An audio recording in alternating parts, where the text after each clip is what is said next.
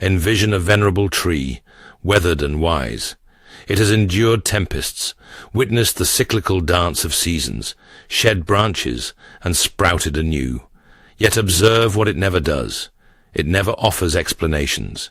It simply stands, firmly rooted. Therein lies the beauty of advancing years, the liberation from the need to explain, defend, or overextend. You've devoted decades to being all things to all people, the linchpin of families, the navigator of relationships, the tireless worker, perhaps even pushing yourself to the brink. But now, the moment has arrived to turn inward. Silence isn't emptiness, it's a presence. It's the conscious direction of your vital force. Have you observed the diminishing inclination to engage in arguments as the years accumulate? This isn't weakness, it's the blossoming of wisdom. The need to prove a point vanishes. The compulsion to convince others fades. You simply observe, acknowledge, and proceed. There's a profound serenity in this, and let's address the matter of energy. It's no longer an inexhaustible well. You possess the inherent right to safeguard it fiercely. Not every ring demands an answer. Not every disagreement warrants your participation. Not every event necessitates your presence. You are entitled to decline, to declare, I require this time for myself, without a trace of guilt. Because at this juncture in life, joy becomes your personal responsibility, not one borne by your children, society, or some unfulfilled expectation imposed upon yourself in years past. Joy is an internal creation, and you owe it to yourself to awaken each day and embrace it. Aging transcends mere chronological progression. It signifies arriving at a juncture where you finally possess the time, the wisdom, and the perspective to delve inward. It is a season where the clamorous distractions of youth recede, and the essence of what truly matters comes into sharp focus. It's a time to pause, inhale deeply, and pose the questions that were often relegated to the periphery amidst the frenetic pace of earlier years. Who am I now? What do I truly desire? What must I release? For decades, life may have felt like a relentless race. Career aspirations, nurturing a family, navigating relationships, fulfilling obligations, making sacrifices. You poured yourself into the lives of others, often neglecting to contemplate your own well-being. But aging bestows a gift often overlooked, the gift of clarity. You begin to discern patterns in the life choices that have shaped your journey, lessons concealed within the guise of struggles, and moments of exquisite beauty that you may not have fully savored at the time. This is the season when you finally grasp that you are not defined solely by the roles you once played. You are not merely a parent, a spouse, a friend, or a professional. You are an individual who has lived, experienced, and felt. Understanding your worth, do you yearn to embrace each day with gratitude, prioritize your well-being, and choose joy over obligation? Aging is the time to grant yourself permission to release whatever no longer serves you. Perhaps it's the incessant need to be right, the craving for approval, the compulsion to explain yourself. Perhaps it's guilt, regret, or past missteps. The past cannot be rewritten, but you can decree how you will proceed. This season of life extends an invitation to be fully present with yourself, to sit in tranquility and heed the whispers of your own heart, to reconnect with long dormant dreams, to relish the simple pleasures that once went unnoticed. It's a time to cultivate serenity, to find meaning in the minutiae, and to trust that who you are, as you are, is enough. Aging isn't a diminishment. It's a deepening of understanding, of self-awareness, of acceptance. And the more you embrace it, the more you realize that this isn't the conclusion of your voyage. It's simply a new chapter, one where you finally have the privilege of focusing on the most significant person in your life, you. The moment arrives when you recognize that not every thought requires utterance, not every battle merits engagement, and not every opinion demands sharing. This realization doesn't stem from fear, nor from a lack of conviction, but from wisdom, the profound understanding that silence harbors a power that words often fail to convey. Throughout much of life, we are taught that vocalizing our thoughts is a demonstration of strength. We defend ourselves and our viewpoints.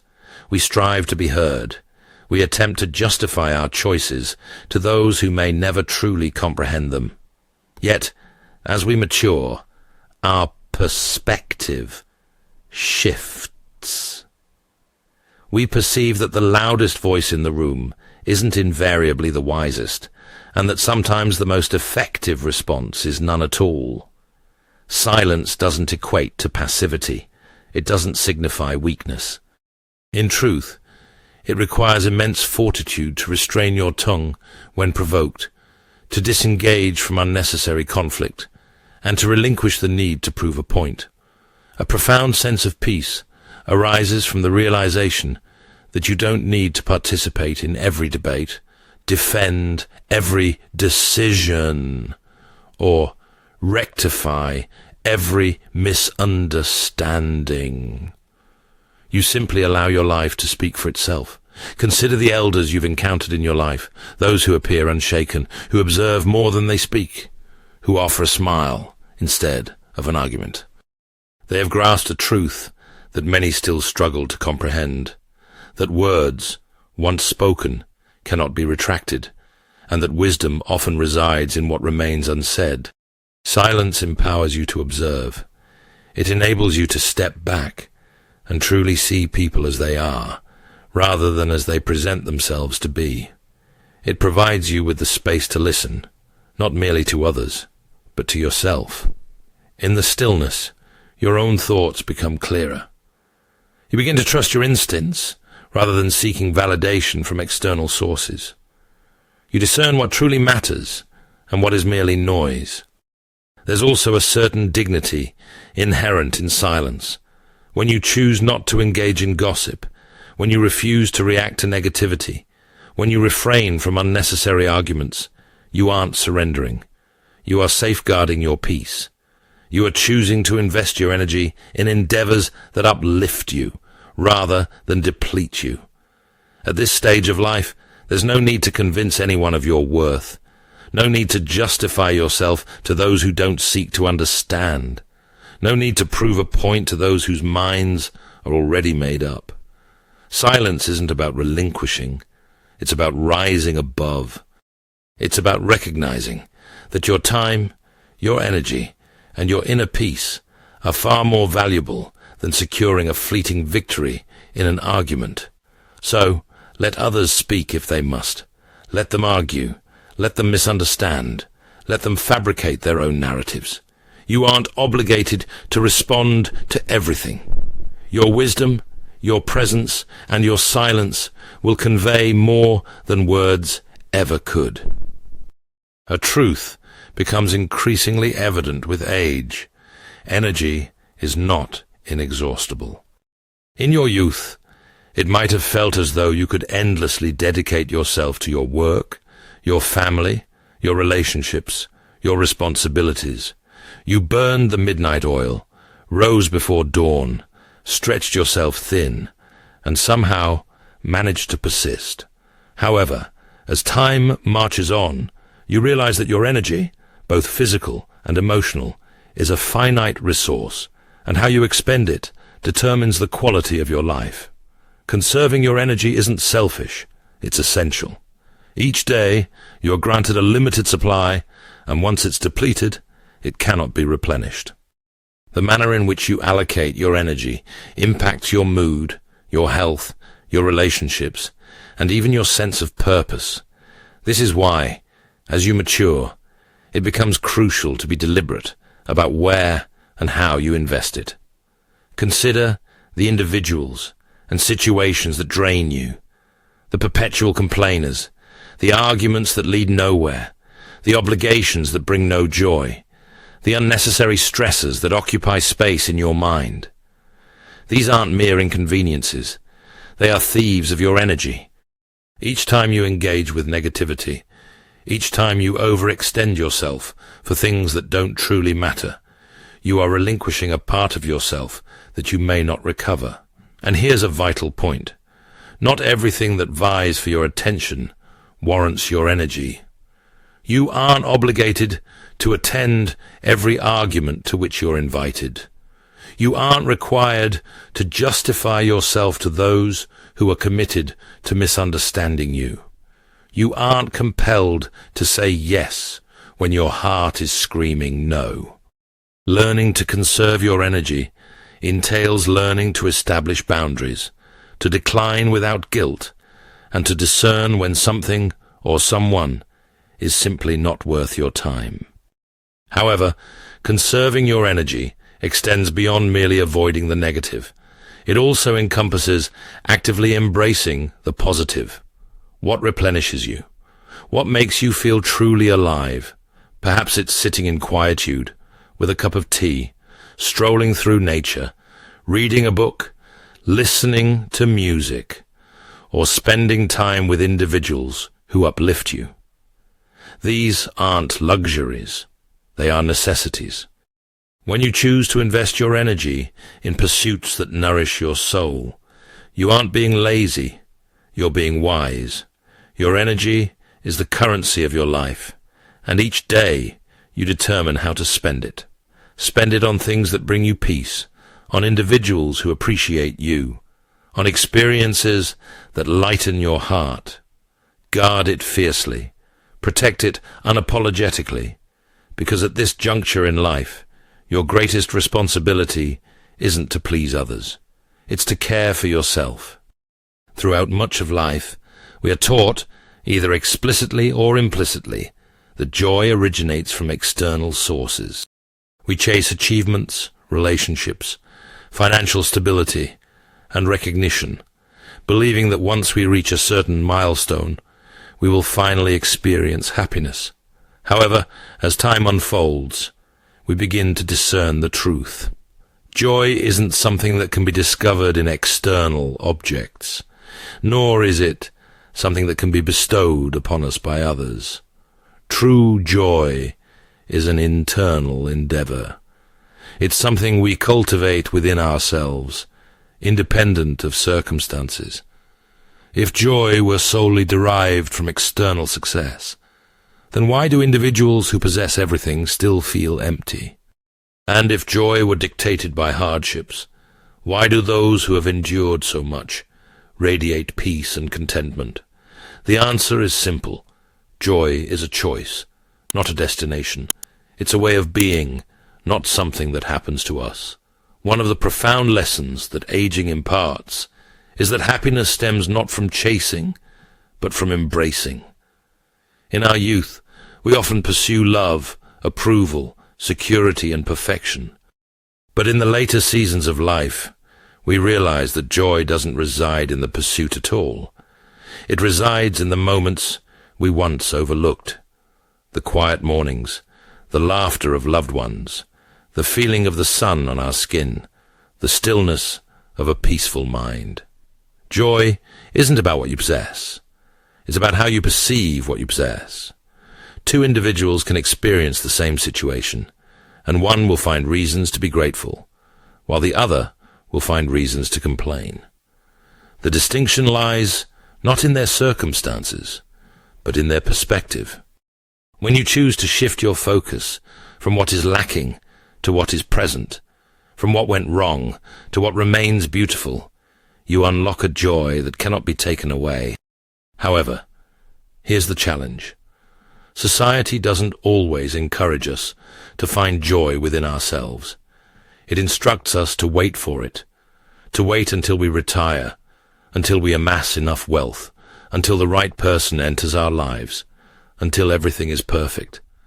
But perfection is an illusion, and waiting for joy only postpones it. The truth is, you require nothing more to be joyful. You simply need to choose it. Does this imply that life is always effortless? Of course not. Pain, loss, and struggles are integral aspects of the human experience.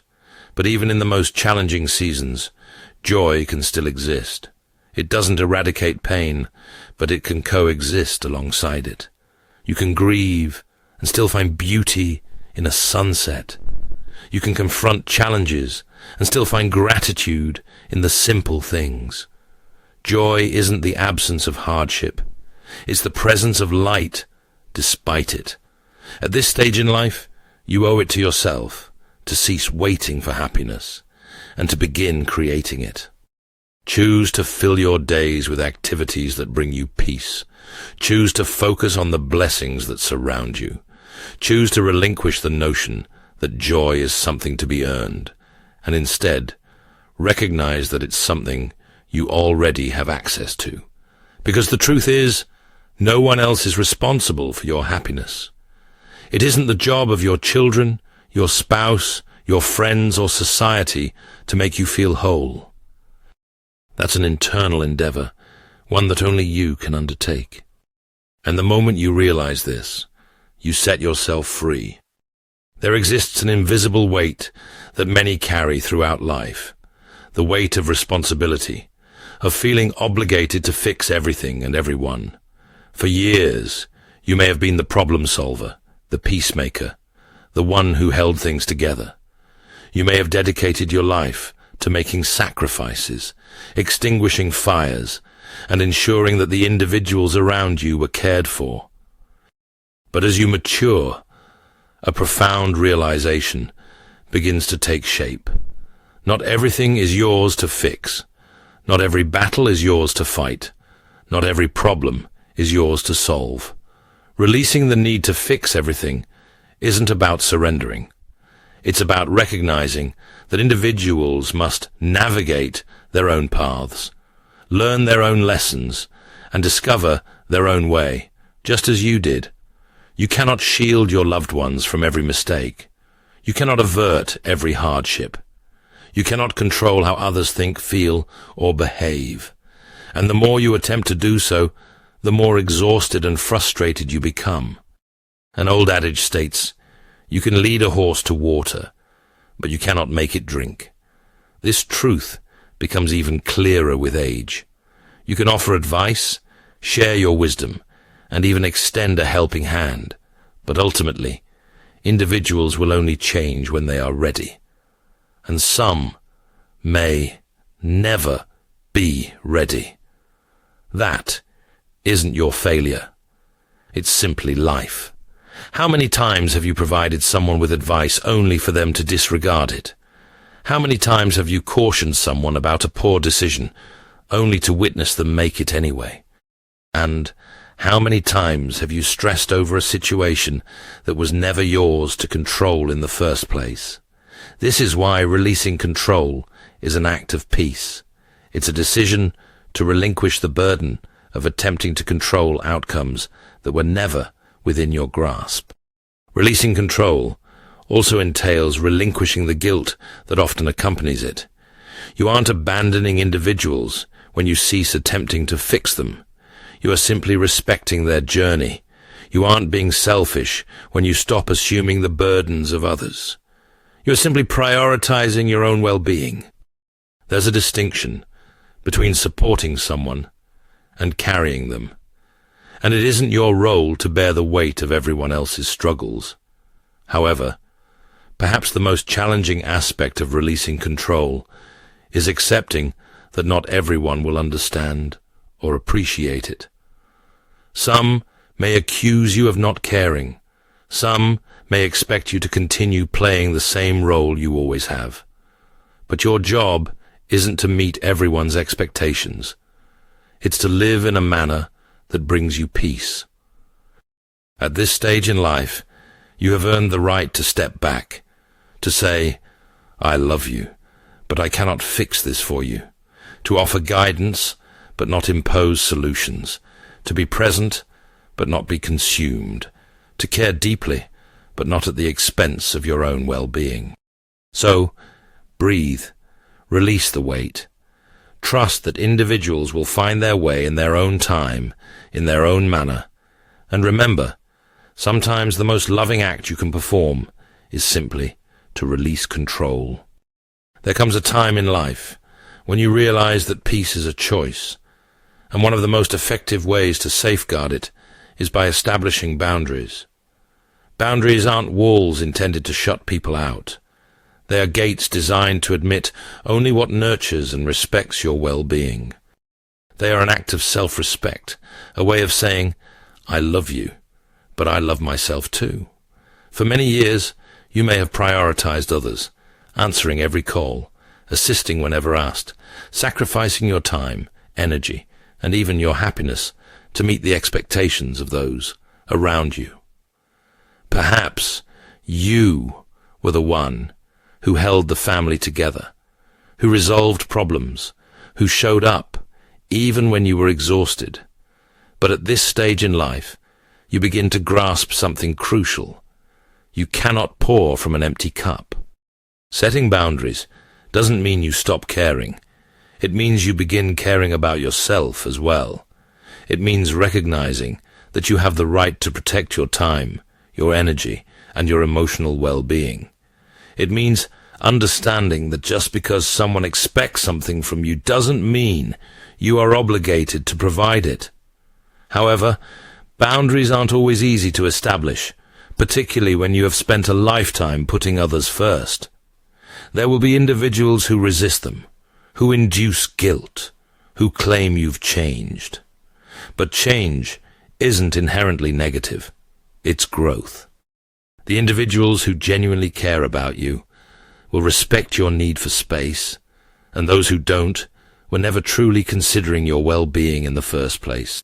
So, how do you establish boundaries gracefully? First, you must be clear about your needs. Perhaps you require more time for yourself, more distance from negative influences, or the ability to decline without guilt. Whatever it may be, acknowledge it. Your needs are valid. Second, communicate your boundaries with kindness, but with firmness. You don't have to explain or justify them.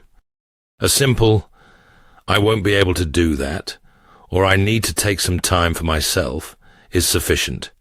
You aren't seeking permission. You're stating your limitations. Third, release the fear of disappointing others. You will never be able to please everyone, and attempting to do so will only deplete you. It's acceptable if individuals don't comprehend your boundaries. What matters is that you honor them. Remember that boundaries are an act of love. They protect your peace so that you can fully engage in the relationships that truly matter. When you prioritize yourself, you aren't taking away from others. You're ensuring that you can continue to give in a manner that is healthy and sustainable. At this stage in life, you deserve to be surrounded by respect, love, and mutual care. You have nothing to prove, no one to impress, and no obligation to sacrifice your well-being for the comfort of others. Establish your boundaries with grace, uphold them with confidence, and never apologize for protecting your peace. Life possesses a unique ability to teach us what truly matters, often through years of experience, moments of joy, and seasons of hardship. As we transition into this chapter of life, we are presented with a rare and beautiful opportunity to turn inward, to prioritize our peace, and to embrace the wisdom that accompanies age. This isn't the time to exhaust ourselves attempting to fix everything or everyone. It isn't the time to squander energy on meaningless conflicts, or to seek validation from those who may never comprehend us.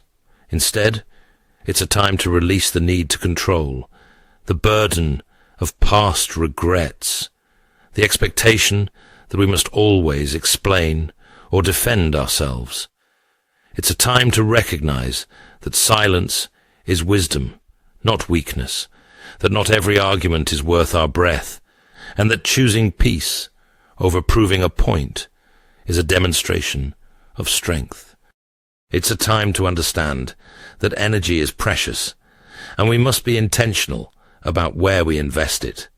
We must guard it, protect it, and spend it solely on pursuits that genuinely nourish our souls. Most importantly, this is the season to accept that joy is an internal endeavor, that no external success, approval, or relationship can create the fulfillment that must first originate from within. And when we grasp this, we cease waiting for happiness and begin choosing it in our everyday moments. To fully embrace this season, we must also gracefully establish boundaries, not as a means of shutting people out, but as a way of safeguarding our well-being. We must release the guilt that accompanies prioritizing ourselves and stand firm in the knowledge that prioritizing our peace isn't selfish. It's necessary. So, as we move forward, let us do so with grace, with wisdom, and with a quiet confidence that speaks louder than words. Let us focus on what truly matters, our inner peace, our happiness, and the simple joys that life offers us each and every day. Because in the end, life isn't about how much noise we make, how much we fix, or how much we do for others at the expense of ourselves. It's about how fully we live, how deeply we love, and how peacefully we rest in the knowledge that we have done enough, and we are enough.